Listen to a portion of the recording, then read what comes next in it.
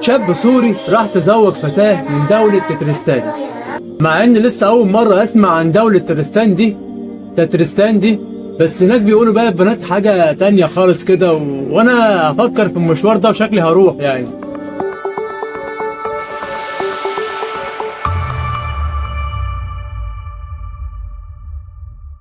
لو هطمنك وما تخافش كمان، الزواج هناك على سنة الله ورسوله، فاروح يا معلم يتزوج واحدة هناك من تترستان وجمال وراحة بال وفكك من اي حاجة هنا.